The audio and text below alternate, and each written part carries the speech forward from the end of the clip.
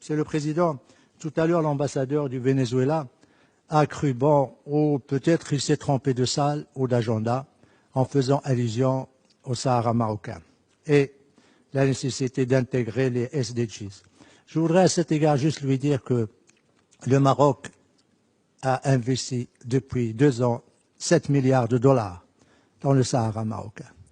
Je voudrais également lui dire que le taux de développement, de progrès et d'investissement aussi bien national qu'étranger assure à cette région un développement durable constant avec l'inclusivité et la participation de toute la population, ce qui n'est pas le cas pour le Venezuela, la dernière dictature de l'Amérique latine.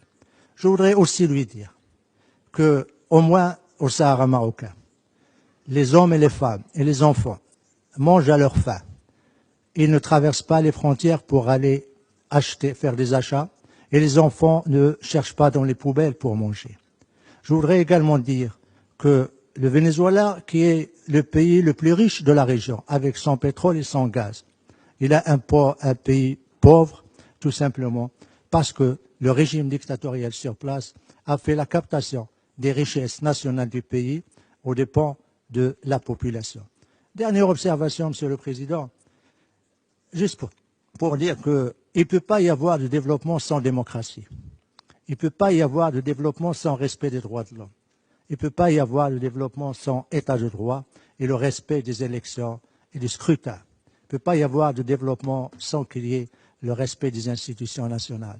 Or, ce qui se passe actuellement au Venezuela déshonore ce pays.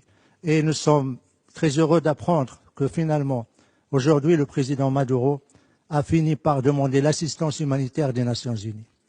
Le plus grand pays d'exportateur du pétrole et du gaz demande l'assistance des Nations Unies. Ça, c'est vraiment la surprise. Et surtout, la flagrance d'un régime et surtout d'une diplomatie et d'un ambassadeur qui, au moment où son peuple ne trouve pas de médicaments pour se soigner, ni d'aliments pour se nourrir, ni de lait pour nourrir les bébés, ou également on ferme les écoles pour permettre d'économiser l'électricité, lui, il se permet de se balader dans ces 2 jets privés à travers les États-Unis et à travers les pays des Caraïbes.